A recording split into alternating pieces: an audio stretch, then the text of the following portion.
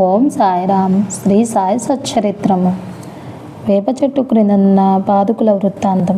1912వ సంవత్సరంలో బొంబాయి నుండి డాక్టర్ రామారావు కొఠారే అతడు షిరిడీ వచ్చెను. వానితో బాటుగా అతని కంపౌండరును మరియు అతని మిత్రుడైన బాయిజీ కృష్ణాజీ అలీబగర్ అతడును వెంట వచ్చిరి. షిరిడీలో వారు సగుణమేర్ నాయక్కు జీకే దీక్షిత్కు సన్నిహితులైరి. అనేక విషయంలో తమలో తాము చర్చించుకున్నప్పుడు సంభాషణ వశాత్తు బాబా ప్రప్రథమున షిరిడీ ప్రవేశించి వేప చెట్టు క్రింద తపస్సు చేసిన దాని జ్ఞాపకార్థం బాబా పాదుకులను రాతితో చెక్కించుటకు నిర్ణయించిరి. ఈ సంగతి డాక్టర్ రామారావు కొఠారేకు చెప్పినచో ఆయన చక్కని పాదుకులు చెక్కించెదరని బాయిజీ కృష్ణాజీ మిత్రుడైన కంపౌండర్ సలహానిచ్చెను. అందరూ ఈ సలహాలకు సమ్మతించి అప్పటికి బొంబాయి తిరిగి వెళ్ళిన డాక్టర్ గారికి ఈ విషయంలో తెలియపరిచిరి. వారు వెంటనే మరలా షిరిడీ వచ్చి పాదుకుల నమూనా వ్రాయించిరి. ఖండోబా మందిరమందున్న ఉపాసిని మహారాజ్ వద్దకు పోయి తాము వ్రాసిన పాదుకల నమూనాను చూపిరి. శ్రీ ఉపాసిని దానిలో కొన్ని మార్పులను చేసి పద్మము, శంఖము, చక్రము మొదలగున్నవి చేర్చి బాబా యోగశక్తిని, వేప చెట్టు గొప్పతనము తెలుపు ఈ క్రింది శ్లోకమును కూడా చెక్కించమనిరి.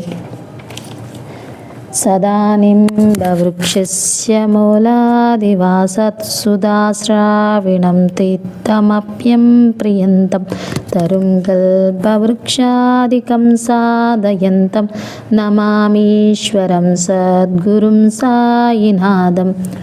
ఉపాసని సలహాలను ఆమోదించి పాదుకల బొంబాయిలో చేయించి కంపౌండర్ ద్వారా పంపిరి. శ్రావణ పౌర్ణమి నాడు స్థాపన చేయమని బాబా ఆజ్ఞాపించెను. ఆనాడు 11 గంటలకు జీకే దీక్షిత్ తన శిరస్సుపై పాదుకల పెట్టుకొని ఖండోబా మందిరం నుండి ద్వారకామాయికి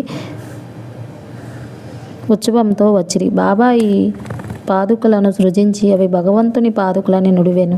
వానిని వేప చెట్టు మూలన ప్రతిష్ఠింపుడని ఆదేశించెను.